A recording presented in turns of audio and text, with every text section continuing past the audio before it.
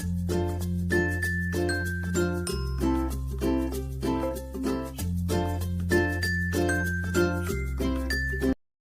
Everyone, easy physics by N K channel पर आप सभी बच्चों का एक बार पुनः स्वागत है।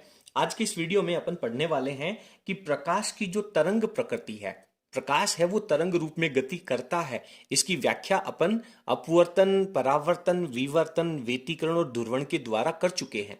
यानी अपन ये बात मान चुके हैं कि प्रकाश तरंग रूप में गति करता है, ठीक है। लेकिन उसके बाद में प्रकाश विद्युत प्रभाव आया, प्रकाश विद्युत प्रभाव के बारे में प्रयोग किया गया, उसके कुछ परिणाम आए, उन परिणामों के आधार पर कुछ नियम बनाए गए। और वो जो नियम है वो आपने ठीक इससे पिछले वीडियो में पढ़ा है। सभी टॉपिक्स का इस चैप्टर के प्रत्येक वीडियो को अच्छे से पढ़ने के लिए सभी का नीचे डिस्क्रिप्शन में आपको लिंक मिल जाएगा। इस वीडियो को पढ़ने से पहले आप उन सभी टॉपिक्स को अच्छे से पढ़ेंगे तो ये टॉपिक आपको ज्यादा समझ में आएगा। चलिए शुरू करते हैं कि प्रकाश का जो तरंग प्रकृति है, प्रकाश तरंग रूप में गति करता है, वो तरंग प्रकृति प्रकाश विद्युत प्रभाव के जो परिणाम आए थे उनकी व्याख्या करने में असफल है। यानी आप तरंग प्रकृति का सिद्धांत लगाएंगे तो प्रकाश विद्युत प्रभाव यानी कैथोड की सतह के ऊपर प्रकाश आपतित करने पर इलेक्ट्रॉनों का उत्सर्जन होना, इस बात की व्याख्या करने में ये तरंग प्रकृति है वो असफल रही। क्यों रही?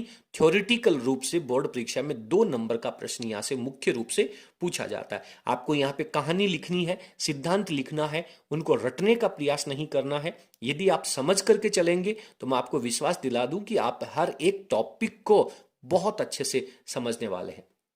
चलिए शुरू करते हैं आज की क्लास। इस श्रृंखला में यदि अपन इसके पहले टॉपिक की बात करें तो प्रकाश का तरंग सिद्धांत यह कहता है कि यदि प्रकाश की तीव्रता बढ़ाई जाए, एक तो बेटा तीव्रता में और आवृत्ति में बच्चों को कंफ्यूजन रहता है।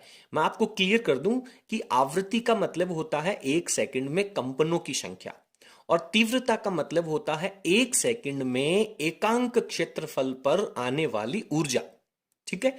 तो प्रकाश का जो तरंग सिद्धांत है वो ये कहता है कि यदि प्रकाश की तीव्रता बढ़ाओगे तो उसकी ऊर्जा बढ़ेगी। तीव्रता बढ़ाने का सीधा सीधा संबंध होता है आयाम बढ़ना, और अपन जानते हैं कि आयाम बढ़ने से ऊर्जा बढ़नी चाहिए, ठीक है। तो यदि आने वाले प्रकाश की तीव्रता बढ़ाओगे तो उसकी ऊर्जा बढ़ेगी, और ऊर्जा बढ़ेगी तो धातु की सतह से जो इलेक्ट्रॉन उत्सर्जित हो रहे हैं उनकी ऊर्जा ज्यादा होनी चाहिए। लेकिन परिणाम क्या कहते हैं? परिणाम ये कहते हैं कि धातु की सतह पे ज्यादा आवृत्ति का तीव्रता का प्रकाश आप डालेंगे, अधिक तीव्रता का प्रकाश डालेंगे, तब भी उसका जो निरोधी विभव है, जो अंतक विभव है, वो तो सेम रहता है। और अंतक विभव किसको प्रदर्शित करता है? उत्सर्जित होने वाले इलेक्ट्रॉन की गतिज ऊर्जा को।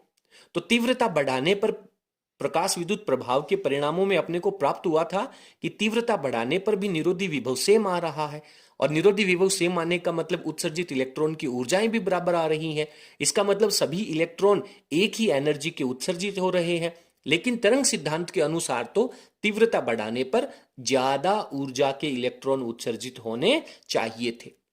और प्रकाश विद्युत प्रभाव के जो रिजल्ट आए हैं कि तीव्रता का मान बढ़ाने पर भी निरोधी विभव तो सेम आता है, जो तरंग सिद्धांत के विपरीत है। तो इसी शब्दों का प्रयोग करते हुए आज अपन इसका पहला टॉपिक लिखने वाले हैं। तो यहां पर मैंने बहुत शॉर्ट शब्दों में उस पूरे टॉपिक को समझाने का प्रयास किया है कि प्रकाश के तरंग सिद्धांत के अनुसार आपतित प्रकाश की तीव्रता यदि अपन बढ़ाएंगे तो तीव्रता बढ़ाने से, किसके अनुसार? तरंग सिद्धांत के अनुसार तीव्रता यदि आप बढ़ाओगे तो अधिक ऊर्जा के इलेक्ट्रॉन उत्सर्जित होने चाहिए। यानी तीव्रता बढ़ने पर उत्सर्जित होने वाले इलेक्ट्रॉन की ऊर्जा बढ़नी चाहिए, और यदि इलेक्ट्रॉन की ऊर्जा बढ़ेगी तो उसको रोकने के लिए, जिसे अपन ने अंतक विभव या निरोधी विभव कहा था, उसका मान भी बढ़ना चाहिए, ठीक है। क्योंकि यदि ज्यादा ऊर्जा का इलेक्ट्रॉन उत्सर्जित हो रहा तो उसकी गतिज ऊर्जा ज्यादा होगी, और उसको रोकने के लिए आपको नेगेटिव वोल्टेज ज्यादा डालना पड़ेगा, परंतु यानी जिससे अंतक विभव का मान भी बढ़ना चाहिए था। परंतु प्रकाश विद्युत प्रभाव के जो परिणाम हैं वो इस पूरे तथ्य के विपरीत प्राप्त होते हैं। तो इस प्रकार से अपन कह सकते हैं कि तरंग सिद्धांत जो है वो इसकी व्याख्या करने में असफल है। एक लॉजिक अपन ने यहां पे दे दिया है, एक तथ्य अपन ने यहां पे लिख दिया है। आप उम्मीद करता हूं कि आपको पूरा कॉन्सेप्ट अच्छे से समझ में आ गया होगा। अब अपन अगले टॉपिक नंबर 2 पे चलते हैं। नंबर 2 लॉजिक में तरंग सिद्धांत ये कहता है कि यदि आने वाले प्रकाश की तीव्रता जो एनर्जी लेकर के आ रही है, यदि वो इतनी है कि धातु की सतह से इलेक्ट्रॉन उत्सर्जित होने के लिए जितनी ऊर्जा चाहिए उतनी यदि आपको तीव्रता से प्राप्त हो रहा है, तो तरंग सिद्धांत ये कह रहा है कि आवृत्ति का कोई कंडीशन लगनी नहीं चाहिए। किसी भी आवृत्ति के ऊपर इलेक्ट्रॉनों का उत्सर्जन होना चाहिए। लेकिन रिजल्ट यह कहता है कि जब तक देहली आवृत्ति से ज्यादा आवृत्ति नहीं है तब तक इलेक्ट्रॉन उत्सर्जित नहीं होगा। तो ये भी जो अपने प्रकाश विद्युत प्रभाव के परिणाम आए थे उनके विपरीत तथ्य सामने आ रहे हैं। तो मैंने यहां पे लिखा है कि तरंग सिद्धांत के अनुसार यदि प्रकाश तरंगों की तीव्रता इलेक्ट्रॉन उत्सर्जन के लिए जितनी ऊर्जा आवश्यक है वो अगर प्रदान करे तो किसी भी आवृत्ति के लिए इलेक्ट्रॉन उत्सर्जित होगा। तरंग सिद्धांत ये कह रहा है कि एनर्जी की आवृत्ति जो है, प्रकाश तरंगों की आवृत्ति है, उसकी कोई कंडीशन नहीं लगनी चाहिए। लेकिन परंतु प्रेक्षित तथ्य जो हैं, अपने सामने जो परिणाम आए हैं वो विपरीत परिणाम आए हैं। यानी आप तरंग सिद्धांत के अनुसार प्रकाश विद्युत प्रभाव के जो परिणाम हैं उनकी व्याख्या नहीं कर सकते हैं। ये अपना लॉजिक नंबर 2 था। आगे चलते हैं। और इस सिद्धांत में यानी तरंग सिद्धांत है वो प्रकाश विद्युत प्रभाव की व्याख्या करने में असफल रहा। इस श्रृंखला में अपना जो अंतिम लॉजिक है वो सबसे महत्वपूर्ण है।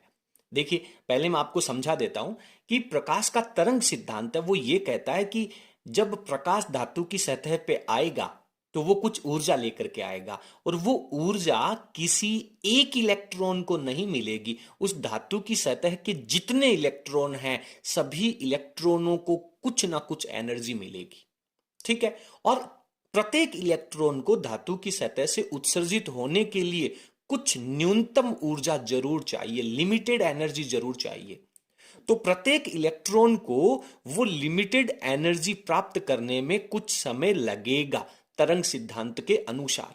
यानी कि धातु की सतह पे प्रकाश डालने के कुछ क्षण बाद इलेक्ट्रॉन उत्सर्जित होना चाहिए। लेकिन प्रकाश विद्युत प्रभाव में अपन ने देखा कि जैसे ही देहली आवृत्ति से ज्यादा आवृत्ति का प्रकाश डाला तुरंत फटाक से इलेक्ट्रॉन उत्सर्जित होता, कोई काल पश्चता नहीं है। लेकिन तरंग सिद्धांत के अनुसार काल पश्चता होनी चाहिए। तो अपन कह सकते हैं कि तरंग सिद्धांत है वो प्रकाश विद्युत प्रभाव की व्याख्या करने में सफल नहीं है। तो तीसरे टॉपिक को मैंने यहां पे इस तरह से लिखा है, प्रकाश तरंगों की ऊर्जा धातु सतह के किसी एक इलेक्ट्रॉन को प्राप्त न होकर सभी इलेक्ट्रॉनों को मिलेगी। आप इन टॉपिक्स को जब पढ़ें तो थोड़ा सा विचार करें, अपनी आंखें बंद करके मनन करें, फील करें। आपको ऐसा लगना चाहिए कि किसी धातु की सतह पे प्रकाश आ रहा है, कोई इलेक्ट्रॉन है वो ऊर्जा इकट्ठी कर रहा है, उसको बाहर निकलने के लिए कुछ ना कुछ समय तो जरूर चाहिए। ठीक है। तो प्राप्त न होकर सभी इलेक्ट्रॉनों को मिलेगी, जिससे क्या होगा, जिससे इलेक्ट्रॉनों को उत्सर्जित होने के लिए जो आवश्यक ऊर्जा है वो प्राप्त करने में कुछ समय लगेगा तरंग सिद्धांत के अनुसार। परंतु प्रकाश विद्युत प्रभाव में इलेक्ट्रॉन के उत्सर्जन में कोई कालपश्चता नहीं है, तुरंत इलेक्ट्रॉन उत्सर्जित होता है। इसका मतलब यह कह सकते हैं कि जरूर प्रकाश के तरंग सिद्धांत के अलावा और कोई भी सिद्धांत है जो इस प्रकाश विद्युत प्रभाव की व्याख्या कर सकेगा। तरंग सिद्धांत तो इनकी व्याख्या करने में असफल रहा है। तो इस असफलता के लिए आपको ये 3 तथ्य लिखने सफिशिएंट है।